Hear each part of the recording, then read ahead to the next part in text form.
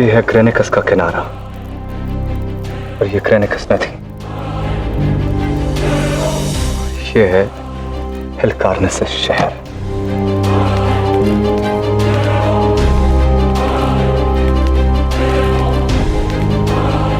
फौज को तैयार होने का हुक्म दो, ज्यादा वक्त नहीं है हमारे पास। हमें हमला जल्द करना होगा, क्योंकि जितना वक्त हम उन फारसियों को देंगे उतना ही वो जंग के लिए बेहतर तैयार होंगे, जो कि हमें नहीं होने देना। क्या हुआ? तुमने सुना नहीं? मैंने कहा फौज को अगली कूच के लिए तैयार करो। हुजूर, फौज नाखुश है और बेचैन भी। कहीं ऐसा ना हो वो हमारा हुक्म मानने से इनकार कर दे। और उनकी बेचैनी की वजह फारसी सिपह सलारों को अपनी फौज में जगह देने से है हुजूर। जिन लोगों को हमारी फौज ने हराया, अब उन लोगों के साथ कंधे से कंधा मिलाकर जंग कैसे करेंगे सिपाही? और मैं खुद भी आपके इस फैसले को समझ नहीं पाया हूं। तुम जानते हो ना क्लीटस, हम अगली कूच कहां करने वाले हैं? जी, फारस में अंदर की ओर जाने वाले हैं। बेशक। हमारी अगली मंजिल होगी हेलकारनेसिस शहर, उसके बाद इजिप्ट, बेबीलोन, परसेपोलिस, बक्टीरिया, और अंत में हमारी मंजिल भारत, भारत, भारत, भारत।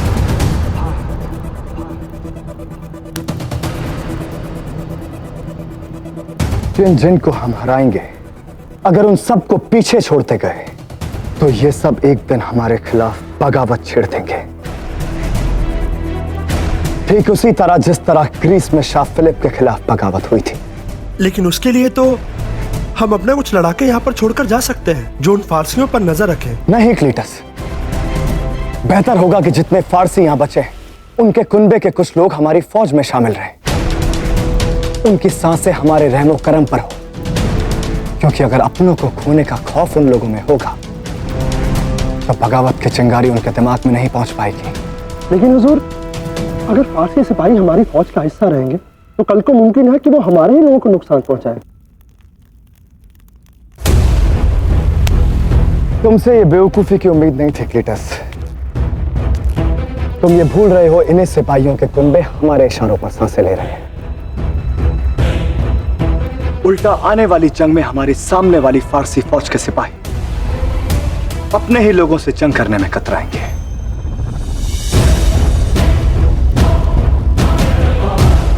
अब तक डरास तक खबर पहुंच चुकी होगी, और मैं चाहता हूं कि वो जल्द से जल्द अपने बिल से बाहर आए। अलेक्जेंडर अभी बच्चा है, मुझसे जंग करने की उसकी हैसियत नहीं। उसके लिए तो मेरे सिपह सलार ही काफी है।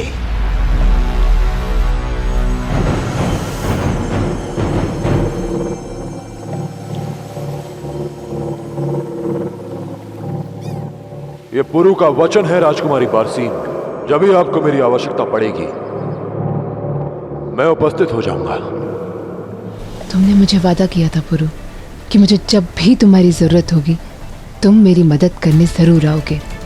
कभी सोचा नहीं था कि ये वक्त इतनी जल्दी आ जाएगा। अब तुम्हें अपना वादा निभाने आना ही होगा पुरु।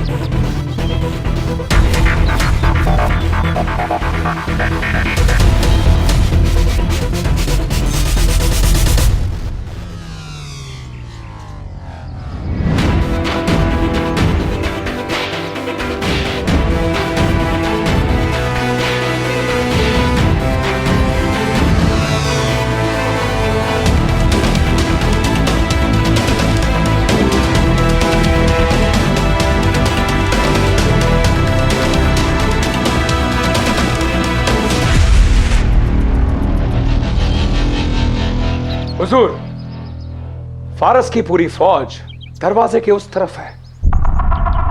ये जंग हमारे लिए पिछली जंग से ज्यादा मुश्किल साबित होगी। इस दरवाजे को तोड़ पाना नामुमकिन है हुजूर। जब तक इस दरवाजे को तोड़कर हम शहर में दाखिल नहीं होते, फतेह की उम्मीद कम है।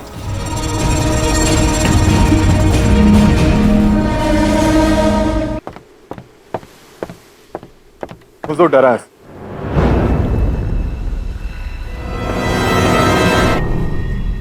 अलेक्जेंडर हेलिकार्निकस पहुंच चुका है।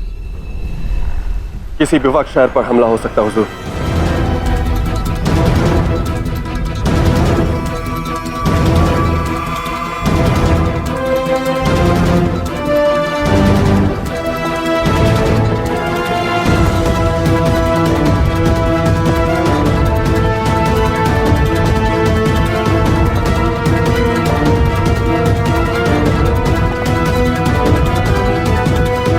ये कैसे मुमकिन है?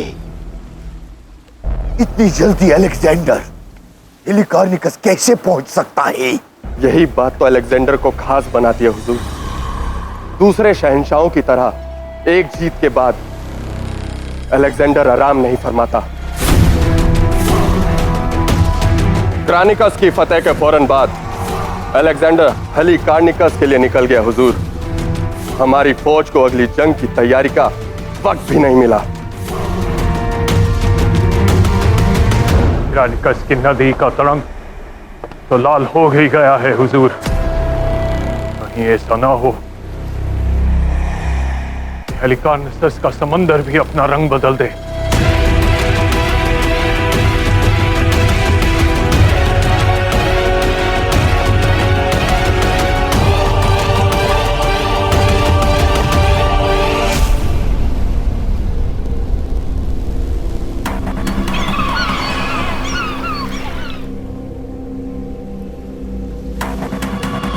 कार्निकस पर उस लड़के की फतेह उसकी किस्मत थी, मगर अगर उसे लगता है कि वो फारस पर हुकूमत कर सकता है तो ये उसकी भूल है। इसका सिला हम उसे जरूर देंगे। मॉर्शियस, फौरन हमारी बाकी की फौज को समंदर के रास्ते से हेलिकार्निकस भेज दो। शहर में मौजूद लड़ाके और किनारे से आती फारसी फौज के बीच, चक्की के दो बातों के बीच पिस जाएगा ये अलेक्जेंडर।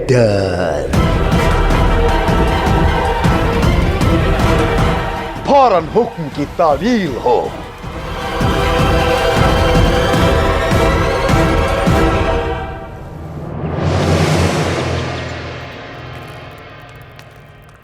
महाराज ये समझ क्यों नहीं पा रहे लाची कि मेरा फारस शाकर अलेक्जेंडर के विषय में जानना कितना आवश्यक है? मैं तुम्हारी चिंता समझ रही हूँ पुरु, परंतु महाराज के पास भी मना करने का कोई ना कोई कारण अवश्य होगा। इसलिए उन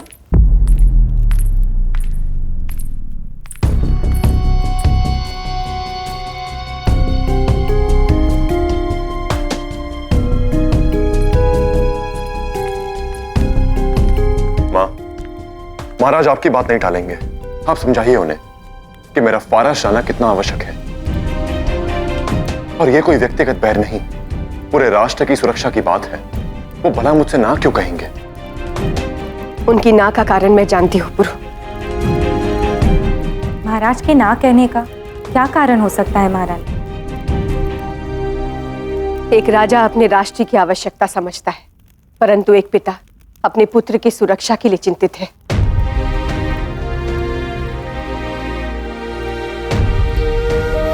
इतने वर्षों पश्चात तुम उन्हें मिले हो पुरु, और इसीलिए वो अपने पुत्र को आने वाले प्रत्येक संकट से दूर रखना चाहते हैं। यदि ऐसा है तो आज एक पुत्र अपने पिता से अवश्य मिलेगा। कोई लाभ नहीं है पुरु। महाराज नहीं मानेंगे। महाराज अब तक नहीं माने क्योंकि एक युवराज उनसे बात कर रहा था। अब एक पुत्र अपने पिता से बात करेगा।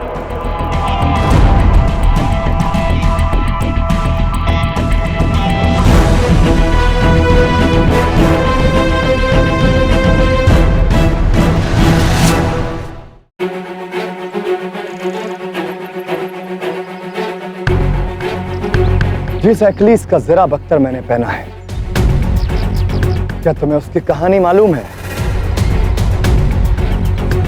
अखिलीस ग्रीस का सबसे ताकतवर सिपाही था, पर उसकी एक कमजोरी थी, उसकी एड़ी।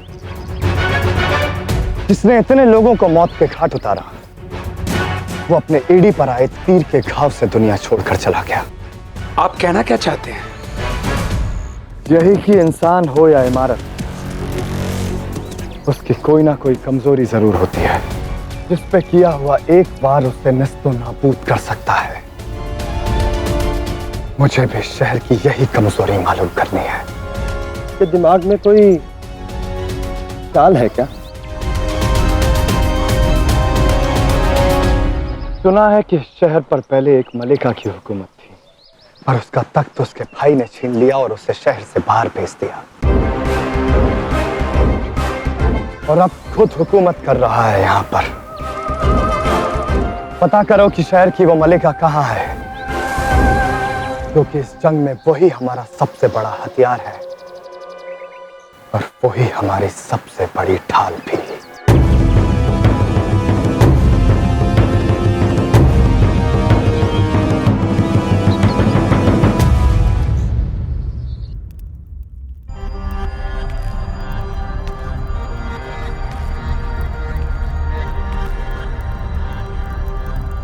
पिताश्री,